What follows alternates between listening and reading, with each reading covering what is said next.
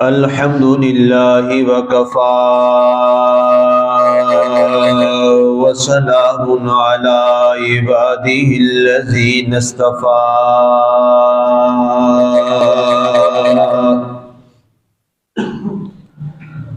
خصوصا على سيد ولد آدم محمد المصطفى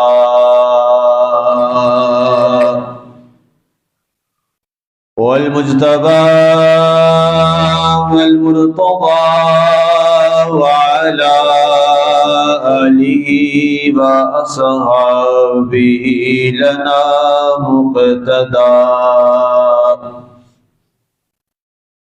أما بعد فأعوذ بالله من الشيطان الرجيم. بسم الله الرحمن الرحيم. قل يا أيها الناس إني رسول الله إليكم جميعا. صدق الله العظيم وبلغنا رسوله النبي الكريم المتين الرؤوف الرحيم ونحن على ذلك لمن الشاهدين والشاكرين والحمد لله رب العالمين. ما إن مدحت محمدا بمقالتي ولكن مدحت مقالتي بمحمد.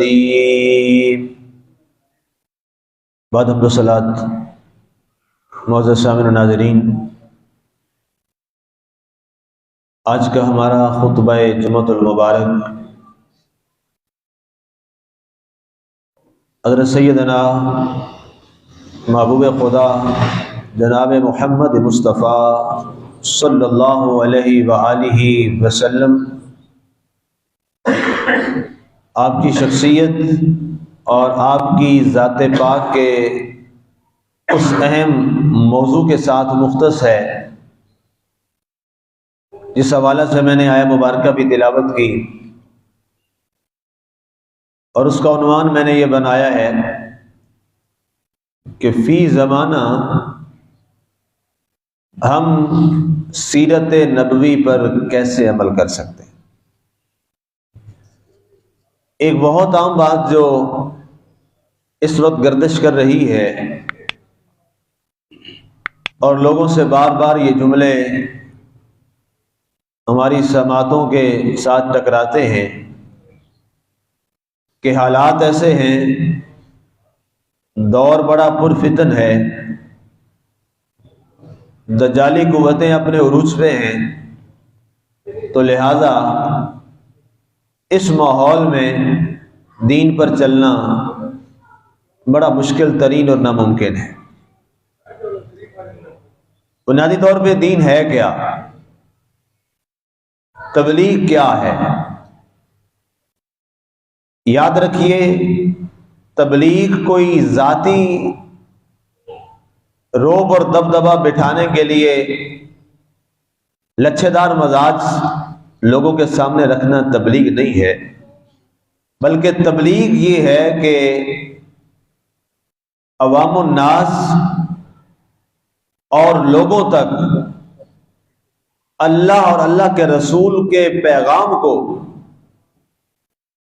اس انداز اور اس پیرائے سے بیان کرنا جو اس وقت لوگوں کی ضرورت ہے، جو لوگوں کے سوالات ہیں، جو لوگ چاہتے ہیں. اچھا ڈاکٹر وہی ہوتا ہے جو سب سے پہلے بیماری کو ڈائگنوز کرے اور پھر اس کی طبیعت کے مطابق اس کا علاج کرے.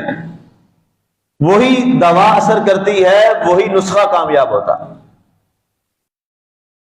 اب سب سے پہلے ایک جو بڑا اہم جملہ جس کی میں وضاحت کرنا چاہتا ہوں اس میں، اور اسی لیے میں نے سورہ اعراف کی اس آیت کو میں نے تلاوت کیا ہے. اللہ قرآن میں فرماتا ہے، پیارے حبیب صلی اللہ علیہ وسلم آپ فرما دیجئے، قل اے حبیب آپ فرما دیجئے یا ایھا الناس، اے لوگو، انی رسول اللہ الیکم جمیعا، میں تم سب کی طرف اللہ کا رسول بنا کے بھیجا گیا۔ اب عام طور پر یہ جملے بہت زیادہ پڑھنے کو بھی ملے دوران مطالعہ اور سننے کو بھی ملے، اور خاص طور پہ آج اس وقت جو دنیا جس پر بڑی نظر رکھتی ہے، آپ کے ٹی وی ہیں، آپ کا سوشل میڈیا ہے، میڈیا بہت عروج پہ، وہاں پر ایک بار نہیں 100 مرتبہ یہ جملہ سننے کو ملا کہ جی 40 سال میں عمر میں حضور صلی اللہ علیہ وسلم کو نبوت دی گئی۔ یہ آپ نے بھی 12 مرتبہ سنا ہوگا، 40 سال کی عمر میں حضور صلی اللہ علیہ وسلم کو نبوت دی گئی۔ یہ انتہائی کفریہ جملہ ہے، یہ انتہائی گمراہ کن جملہ ہے، یہ انتہائی غلط جملہ ہے۔ یہ اصول ذہن میں بٹھا لیجئے، یہ تو آپ کے اور میرے رسول کی بات ہے، میں سارے انبیاء کی بات کرنے لگا ہوں، سارے انبیاء کی بات کرنے لگا ہوں۔ دنیا میں نبی اور رسول جو ہے وہ پیدا ہوتے ہی نبی اور رسول ہوتا ہے، یہ یاد رکھ لیجئے، بائی برتھ، پیدائش کے ساتھ وہ نبی ہوتا ہے، پیدائش کے ساتھ ہی وہ رسول ہوتا ہے۔ اللہ نے جس کو نبوت دینی ہے، رسالت دینی ہے، وہ پیدائش کے ساتھ اس کو عطا کر دی جاتی ہے۔ اور یہاں تک میں عرض کروں کہ اس کو دنیا میں بھیجا جب جاتا ہے، اس کا فیصلہ کیا جاتا ہے، وہ اس لمحے سے اللہ کا نبی ہوتا ہے، اس لمحے سے اللہ کا نبی ہوتا ہے، رسول ہوتا ہے۔ چاہے جائے کہ باقی انبیاء کا یہ مقام ہو، تو جو سارے نبیوں کا امام ہے، جو سارے رسولوں کا بھی رسول ہے، اس کے بارے میں یہ جملہ داغ دینا کہ 40 سال کی عمر میں انہیں نبوت ملی، اس سے بڑا جھوٹ اور کیا ہوگا، اس سے بڑا ظلم کیا ہوگا۔ آپ کے اور میرے نبی صلی اللہ علیہ وآلہ وسلم پیدائش سے پہلے ہی نبی تھے۔ 40 سال تو بڑی بات اور پیدائش تو بڑی بات، میں اس سے پہلے کی بات کرنے لگا ہوں۔ آپ ولادت بسعادت سے پہلے اللہ کے نبی اور رسول ہیں، اور اس کے لیے دلیل چاہیے ہو تو قرآن پڑھ لیجئے گا۔ اور وہ کیا کرتے تھے؟ قرآن کہتا ہے کان یستفتحون، جب کافروں پہ مشکل حالات آتے، جنہیں لوگ کافر کہتے ہیں، حالانکہ وہ اہل کتاب تھے، انہیں کافر نہیں کہنا چاہیے، اس وقت کی چونکہ روایت ان کی ہو رہی ہے تو وہ اہل کتاب تھے، بعض تراجم والوں نے یہ لکھ دیا ہے لیکن یہ درست نہیں ہے، اس وقت کے وہ مومن تھے، کیونکہ وہ موحد تھے اور اس رسول کو ماننے والے تھے۔ جب ان پہ مشکل حالات آتے ان اہل کتاب پر، تو وہ کیا کرتے؟ قرآن فرماتا ہے وہ اللہ سے، اللہ خود فرما رہا ہے، وہ مجھ سے میرے آخری نبی محبوب خدا کا واسطہ دے کر مجھ سے فتح طلب کیا کرتے تھے۔ جب دیکھتے نا جی سامنے دشمن آ گئے ہیں اور وہ قابض ہو رہے ہیں، وہ برتری حاصل کر رہے ہیں، اب یہ لوگ کیا کرتے؟ انہوں نے سنا ہوا تھا اپنے نبیوں سے، سنا ہوا تھا اپنی کتابوں سے، پڑھا بھی تھا، صحف سے بھی سنا تھا، پڑھا تھا کہ ایک نبی اور رسول آئے گا جو محبوب خدا ہے صلی اللہ علیہ وآلہ وسلم، اور مسلسل اس کا ذکر ہو رہا تھا۔ میں کل یہ کتاب پڑھ رہا تھا، یہ بدھ مت کی، انہوں نے بھی اس بات کو مانا کہ ہاں ہمارے کچھ پرانی کتابیں ہیں بدھ مت کی جن میں آخری نبی کا ذکر ملتا ہے۔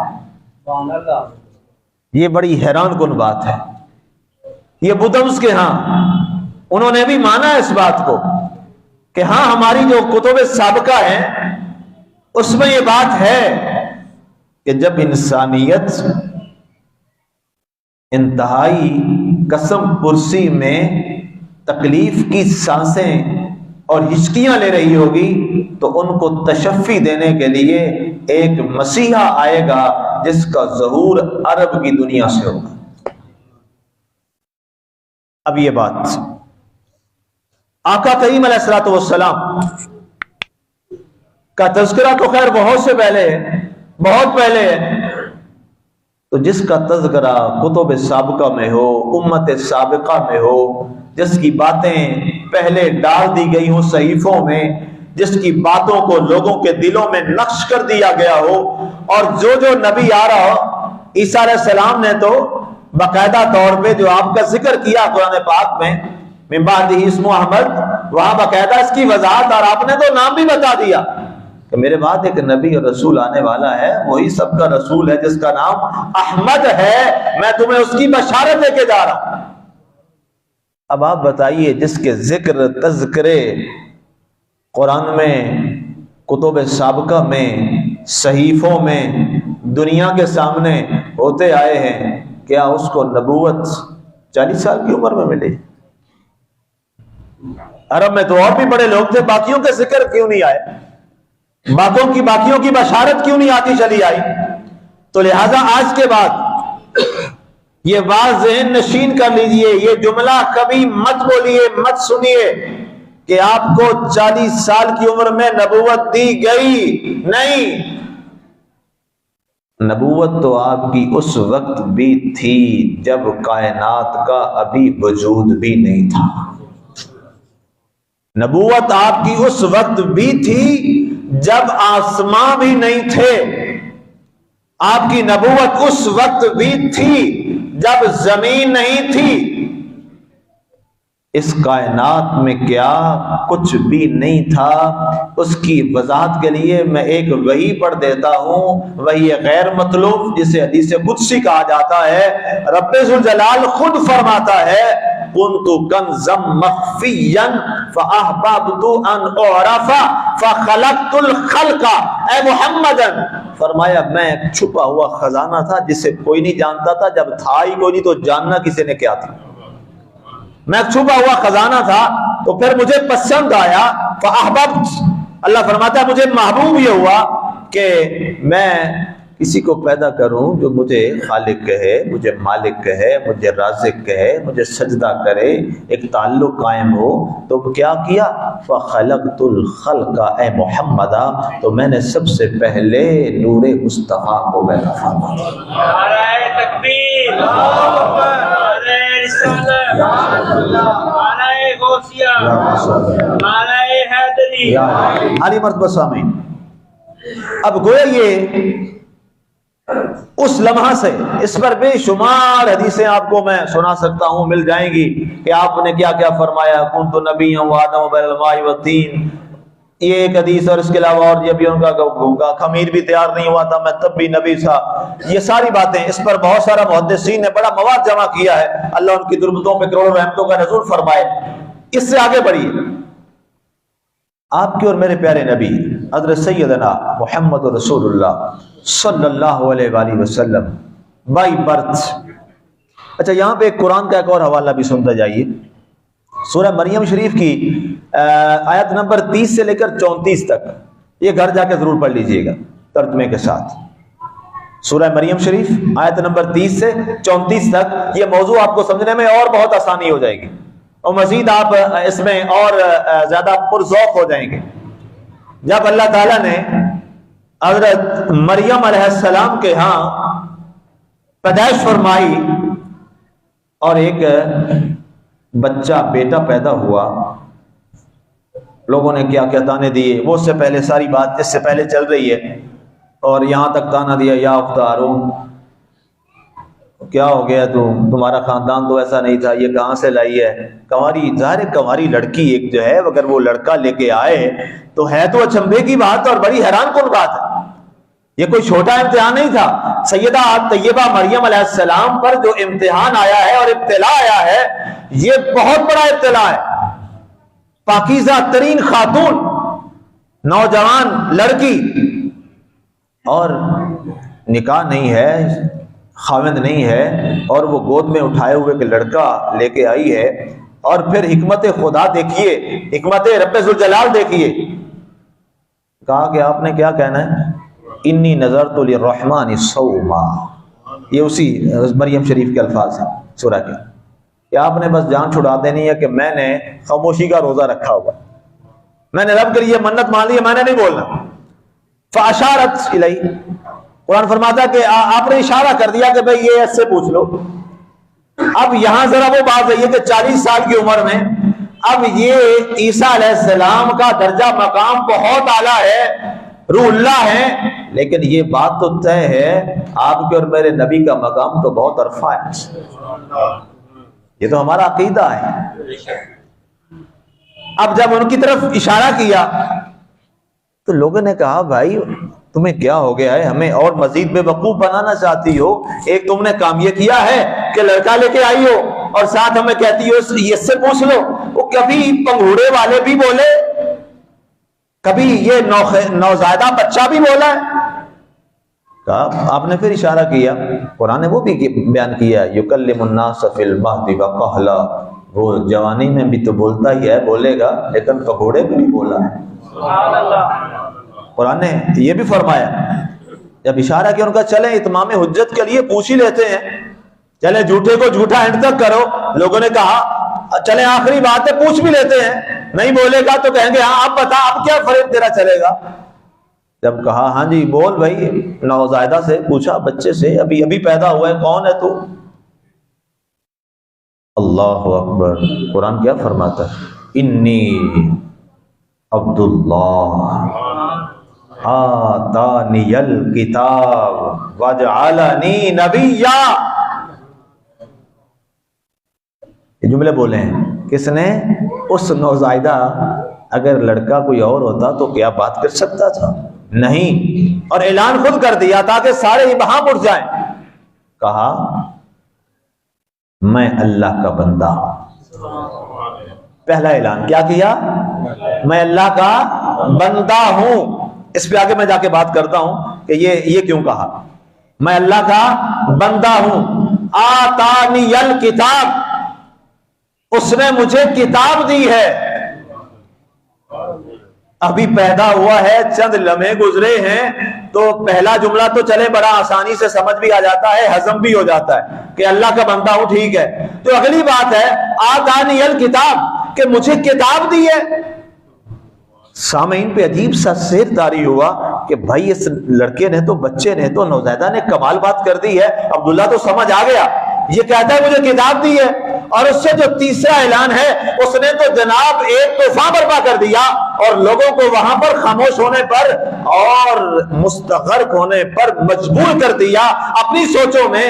کیا کہا؟ وجعلنی نبیا، اس نے مجھے اللہ نے اپنا نبی بھی بنا دیا.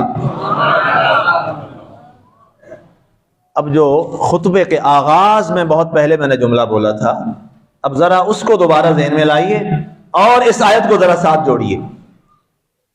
تیسرے اعلان کو، دوسرا اعلان بھی بہت بڑا ہے لیکن میں آپ کو تیسرے اعلان پہ لانا چاہتا ہوں. وجعلنی نبیا. کتنی عمر ہے جی؟ ایک دن کا بھی نہیں ہے، ابھی ایک دن کے بھی نہیں ہے، چند منٹوں کے ہیں، چند منٹوں کے، دن بھی نہیں ہے. لیکن اعلان کیا ہے؟ مجھے اس نے نبی بنایا ہے، مجھے کتاب دی ہے. عیسیٰ علیہ السلام اس وقت اپنی نبوت کا اعلان کر رہے ہیں. تو آپ بتائیے عیسیٰ علیہ السلام تو ایک دن سے قبل اپنی نبوت کا اعلان کر چکے ہیں، کیا آپ کا اور میرا نبی اس کو 40 سال میں نبوت ملی ہو؟ سوچنے والی بات ہے. میں نے دونوں باتیں رکھ دی ہیں.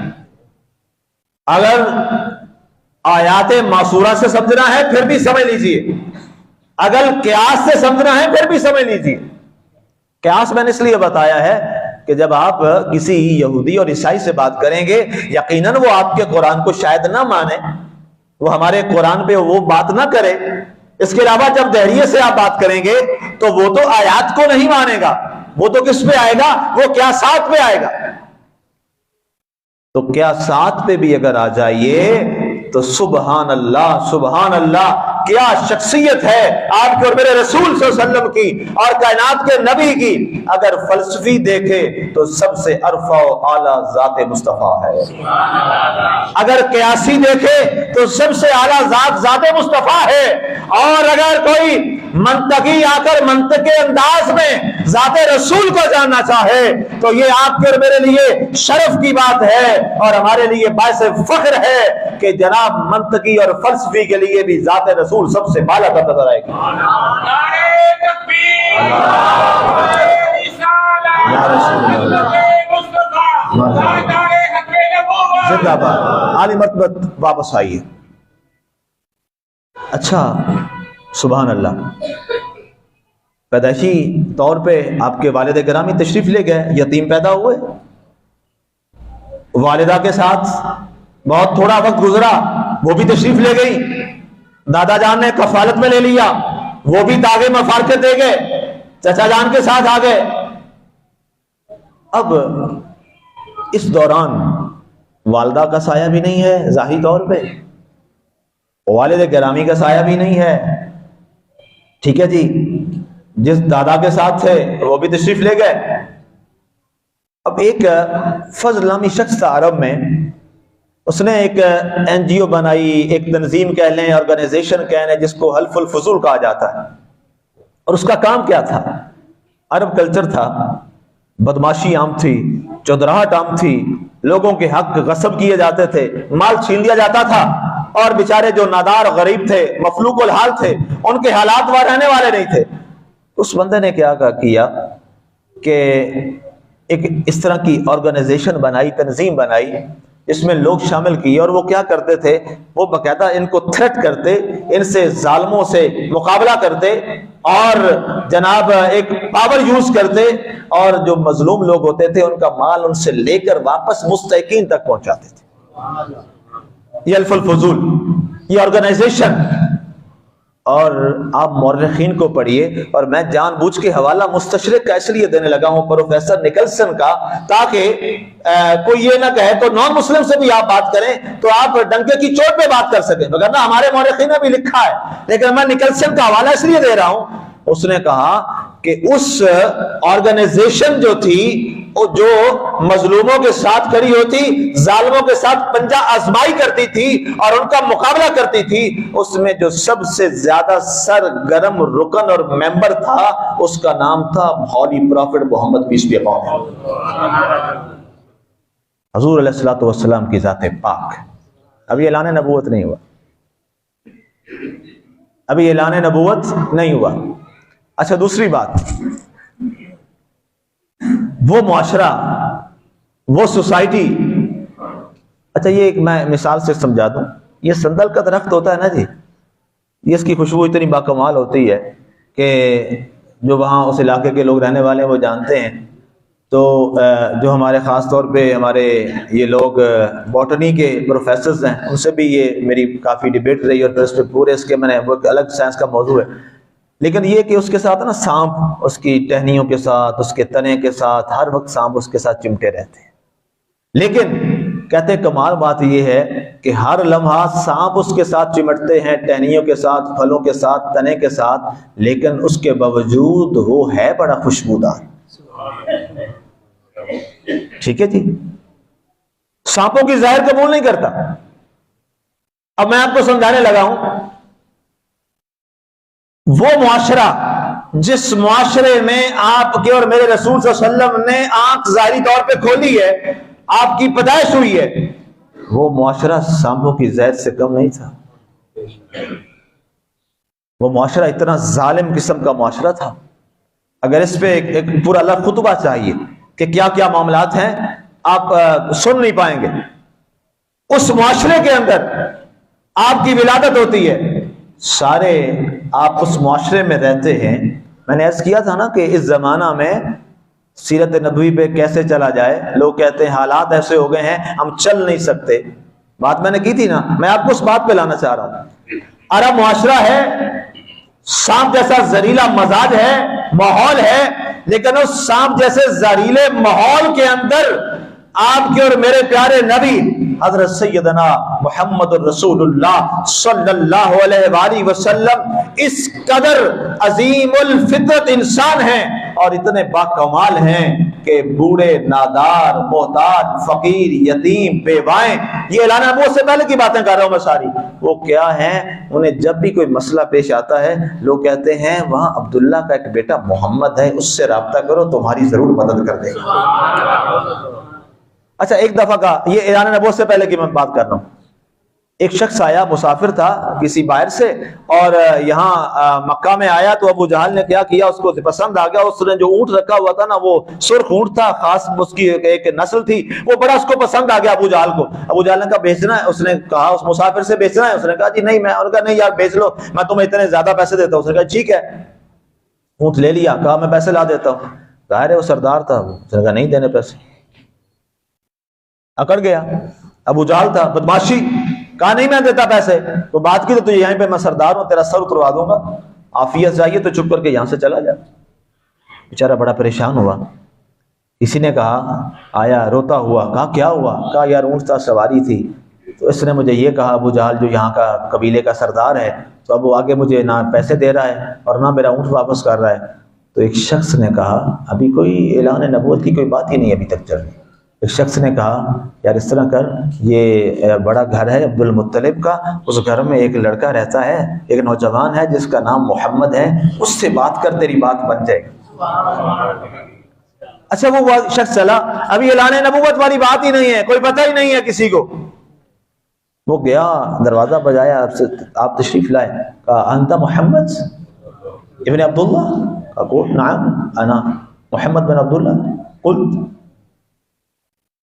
بتائیے، کہا جی یہ معاملہ ہوا ہے، آپ نے فرمایا تم یہیں رکو میں خود جاتا ہوں، اور ٹکر کس سے لینے جا رہے ہیں، جو اس معاشرے کا بدماش ترین آدمی ہے، اس معاشرے کا جابر ترین آدمی ہے، ظالم ترین ہے، اور قبیلے کا سردار ہے، پتا ہے کہ کوئی ہوا تو جناب تلواریں چل جائیں گی، اور صورت کیا ہے میں نے پہلے عرض کی، نہ ظاہری باپ کا سایہ ہے، نہ ماں کا سایہ ہے، نہ دادا کا سایہ ہے، سمجھے میری بات، یہ در یتیم چلا، ابو جہل سے آواز دی، باہر سے، روایات میں لکھا ہے باہر سے آپ نے آواز دی، ابو جہل نے کہا آج خیر کوئی نہیں ہے، باہر آیا، سردار ہے اور اندر سے ٹوٹا ہوا ہے، ہاں جی یا ابن عبداللہ، ہاں جی بتائیے کیسے آنا ہوا، فرمایا فلاں کا تو نے اونٹ لیا ہے، جی لیا ہے، یا اس کے پیسے واپس کر یا اونٹ واپس کر، کانپنے لگا، روایات میں لکھا ہے فوراً گیا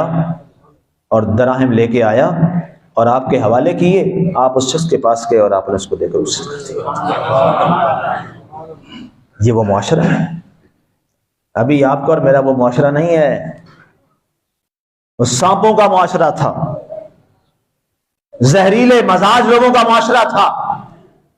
اور پھر دوسرا دیکھیے، اعلان نبوت سے پہلے ایک بڑا معاملہ ہوا، جب ریکنسلٹیشن ہو رہی تھی، معاملات آگے بڑھ رہے تھے، اور ایک معاملہ یہ بھی ان میں ہوا، یہ تاریخ کا حصہ ہے کہ کنسٹرکشن ہو رہی تھی کعبہ معظمہ کی، اور اس میں ایک معاملہ ہوا، یہ حجر اسود کے نصب کرنے کا بڑا اہم واقعہ ہے، سمجھنے والی چیز۔ قبائل نے کہا جی میں رکھوں گا، بڑے شرف کی بات تھی، میں جی نصب کروں گا حجر اسود، میں یہاں رکھوں گا، قبائل کی لڑائی ہو گئی، 8 قبیلے سامنے آ گئے اور 8 نے تلواریں نکال دی، ان کا سر اڑ جائیں گے، کون ہے جو آگے دوسرا بڑھے گا، بڑے جب معاملات عروج پہ چلے گئے، ان کا اچھا ایک طے کر لیتے ہیں، کل سب سے پہلے کعبہ کے مشرقی دروازے سے جو اندر شخص داخل ہوگا نا، وہ ہمارا منصف اور جج بن جائے گا، جو وہ فیصلہ کر دے گا، جس خاندان کا وہ فیصلہ کر دے گا، اس فیصلے کو ہم تسلیم کر لیں گے۔ یہ بات طے ہوگی۔ اگلے دن صبح کے وقت، جو تہجد کا وقت ہوتا ہے، سب سے پہلے جو آئے گا، انہوں نے کہا جی جو سب سے پہلے کعبے میں آئے گا، اس کا کیا مطلب ہے، وہ سب سے زیادہ پارسا، اچھا اور نیک ہوگا۔ اب سنیے، ابھی اعلان نبوت بھی نہیں ہے، کچھ بھی نہیں معاملات ہوئے، سب سے پہلے جو شخص کعبہ کے مشرقی دروازے سے اندر داخل ہوتا ہے وہ کون ہے، وہ محمد رسول اللہ صلی اللہ علیہ وسلم کی ذات ہے۔ گویا اس سے پہلے بھی آپ کے احوال کیا ہے، یہ میں چند ایک مثالیں آپ کے سامنے رکھ رہا ہوں۔ ان لوگوں کے لیے جو کہتے ہیں 40 سال کی عمر میں نبوت ملی، ان کوڑ دماغوں کے لیے، ان جاہلوں کے لیے جو اپنے آپ کو بڑے ذی شعور اور ذی علم کہتے ہیں۔ اندر تشریف لائے، لوگوں نے کہا ہے یہ تو امین آ گیا۔ اللہ اکبر، امین پہ بھی بڑی باتیں ہیں، یقین کیجئے۔ کیا کروں وہ سب، تیرے اوصاف کا ایک باب بھی پورا نہ ہوا، زندگیاں ہوئی ختم اور قلم ٹوٹ گئے۔ آپ کے کس کس اوصاف پہ ہم چلیں، کس کس عقدہ کو کھولیں، اور ایک بہرے بے کراں ہے جو چلتا جاتا ہے۔ ان کا امین آ گیا۔ عالم کفر والے لوگ کہہ رہے ہیں امین آ گئے۔ آگے بڑھے، جی انصاف کیجئے، منصف آپ ہیں، آج ہمارا کل کمٹمنٹ ہوئی تھی، یہ معاملہ طے ہوا تھا، آپ فیصلہ کر دیجئے۔ آپ نے جو چادر مبارک لی ہوئی تھی نا، آپ نے وہ زمین پہ بچھا دی۔ 8 قبیلے ہیں، تلواریں ان کے پاس موجود ہیں، وہ حیران ہے، بھائی یہ عجیب معاملہ ہے، ہم پتھر رکھنے نصب کرنے حجر اسود کی بات ہے، یہ چادر بچھ رہی ہے۔ چادر بچھ کے آپ نے فرمایا اس کو اس کے اندر رکھ دو۔ 4 پہلو تھے چادر کے، فرمایا 2 خاندان ایک ایک پہلو کو پکڑ لیں۔ دانست دیکھیے، قبیلے بڑے ہوں گے، یہ تو بڑی زبردست بات ہے۔ 2 خاندانوں نے 8 آگے جب قریب آئے، آپ نے حجر اسود کو اٹھا کے یہاں علی مرتبہ سامعین، یہ میں نے چند ایک ٹائم ہو گیا ہمارا، بلکہ 2-4 منٹ اوپر ہو گئے، یہ میں نے چند ایک پہلو آپ کے وہ رکھے ہیں، یہ سارے وہ پہلو ہیں جو اعلان نبوت سے پہلے کے ہیں، جو اعلان نبوت سے پہلے کے ہیں۔ اور اس طرح کی مثالیں اگر آپ کو 1,24,000 پیغمبر کم و بیش اور 312 رسول آپ کے علاوہ 13 آپ ملا کے ہو جاتے ہیں، اگر آپ دیکھیں گے تو آپ کو گھوم گھام کے واپس دروازہ مصطفیٰ پہ ہی آنا پڑے گا۔ بس اتنی سی بات ہے۔ آج کا میرا یہ عنوان آپ سمجھ گئے ہوں گے کہ اس مزاج میں جناب سیدنا رسول اللہ صلی اللہ علیہ وآلہ وسلم نے اگر پریکٹیکل کر کے ہمیں دکھایا ہے تو آج کے مسلمان کو یہ بات زیب نہیں دیتی کہ میں اس پرفتن دور میں دین پر نہیں چل سکتا۔ اس سے سخت دور میں تیرے اور میرے رسول نے نمونہ ہمیں ہی دیا تھا کہ محمد سے وفا تو نے تو ہم تیرے ہیں، یہ جہاں چیز ہے کہ عالم ہوتا ہے۔